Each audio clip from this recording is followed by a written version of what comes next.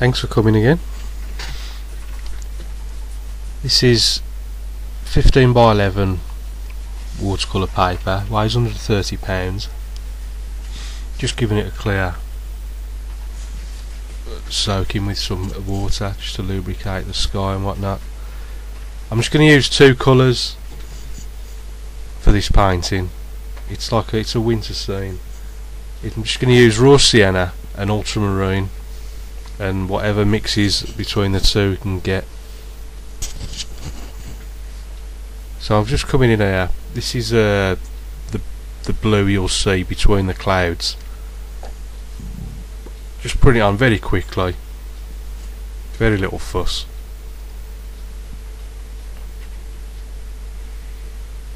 Just preserving that little area in the right hand of the sky where you can see the cloud.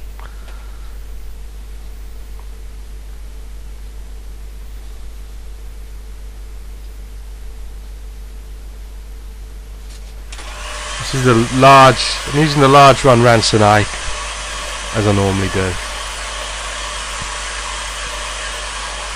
It's perfect for painting fast and loose.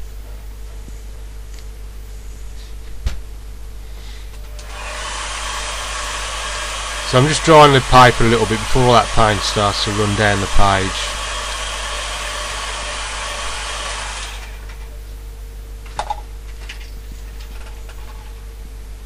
And because I've wet it all over, the paper's stretched fairly evenly, so it's just a case of pulling it tight and refixing it over on that right hand side. You can wet it before you start painting and pre-stretch it, but personally I never bother. So I've got into the Raw Sienna and Ultramarine mix, and I'm putting in, these are the distant hills that you can see. And then just below these I'm going to have try and create a sort of misty effect. So I'm dipping it just in plain water to get it nice and light now, and hopefully it'll give a kind of misty feel to the bottom of the hills. And because it's so light, it'll also act as below that I'm going to put a tree line.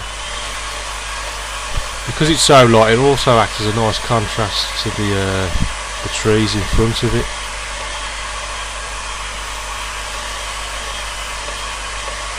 You're always trying to exploit light against dark. It will automatically make your paintings look better. Just put your lightest light against your darkest darks. So it's back into that Raw Sienna Ultramarine mix, and these are going to be a line of trees.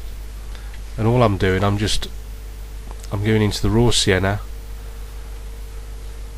then into the Ultramarine, then back into the Raw Sienna, and just constantly rotating it.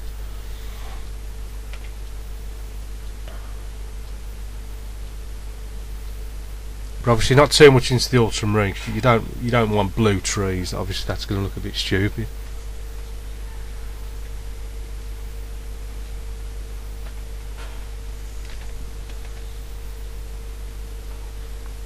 So I'm just trying to get as much variation of colour as I can into that line of trees there.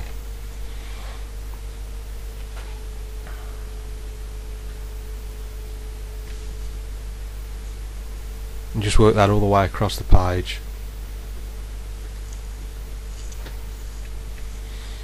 Trying to keep it parallel to the bottom of the paper.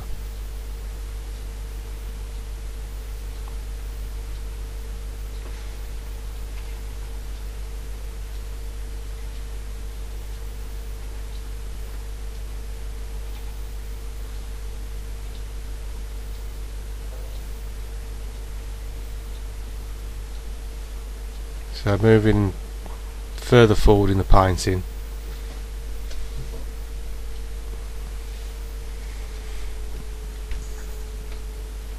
this bit would have looked better if I'd have just done one quick swoop instead of all these little jabs I'm faffing about with.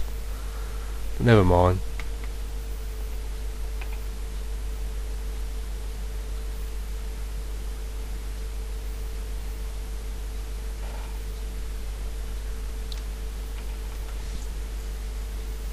So I'm going to have like a path, like a road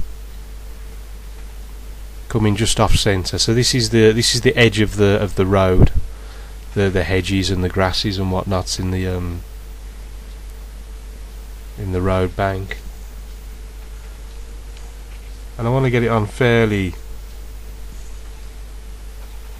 dark because I want to put some fence posts running along the edge of the road. So I'll just finish that off there on the left, and I'm just going to use the little finger to scrape up some fence posts, obviously making them smaller as you go off into the distance, and then just some little bits going across it. Could be just smaller pieces of wood, could be a bit of rope, anything really.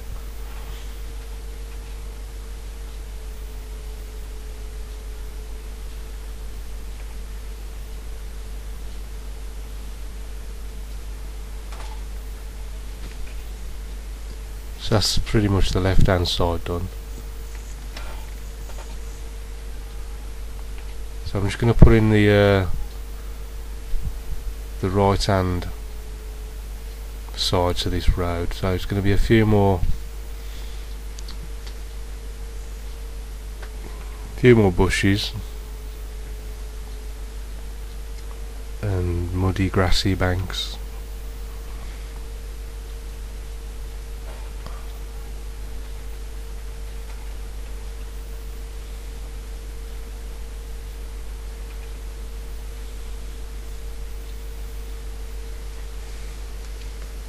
A few more fence posts, again small as they go off into the distance, and I'm not trying to keep them all perfectly vertical. They look better when they're slightly skewy, rickety sort of fence.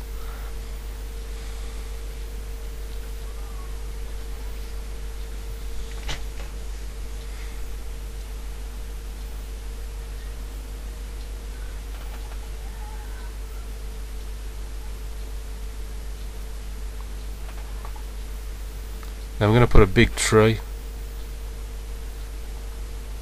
in a minute. First I'm going to do the continue with this road, but to be honest I'm not quite sure what I was trying to do there, but I wanted to keep it as light.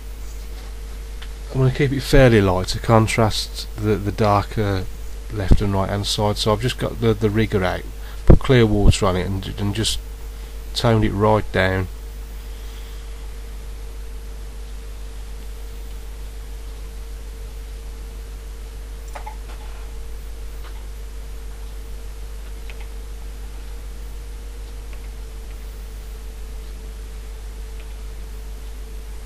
So now I'm going to put this tree in on the right hand side, just try and frame the picture a little bit better. So again, it's into the Raw Sienna and Ultramarine mix,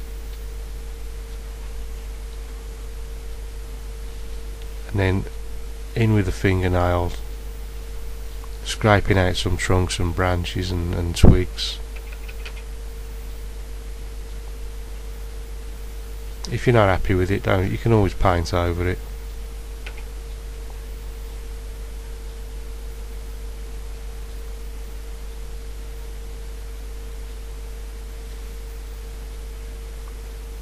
Remember just to press harder if you want a big thick trunk.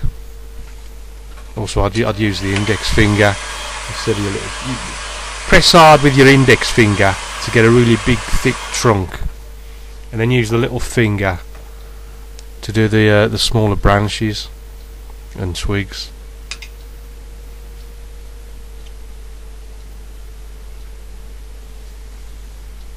So I've just switched to the number 3 rigger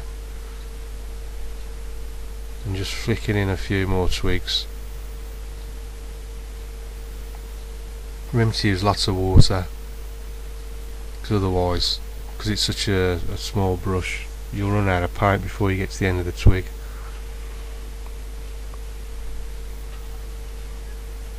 So I'm just trying to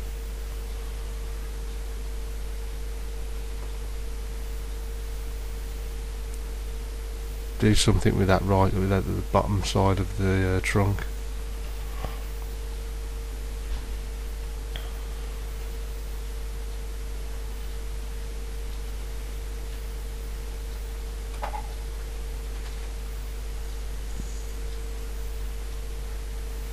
Gotta be careful. I'm pretty close to overdoing it there, if not already.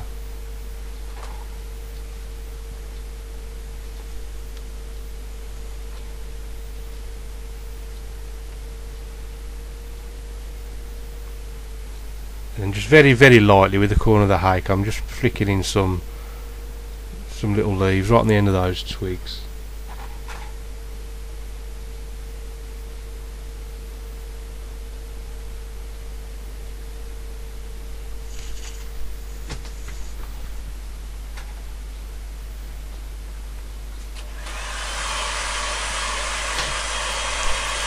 So give that a quick dry with the hairdryer, and then I'm going to put a little figure walking down the road off into the distance. I always try and like to put something in, either a figure, or if it's a lock, then put a little boat on the horizon. Just gives you something to just gives a focal point to the whole picture. Just adds a bit of character to it. So back into the rigger, darkish mix, and then just a little dots for the head, some broad shoulders, and then thin it down, coming down thinly as you bring it down. You're basically looking for like a carrot. It's like a carrot with a little bit of dot on the top. Is the general sort of figure you're looking for, and then just pull a shadow down.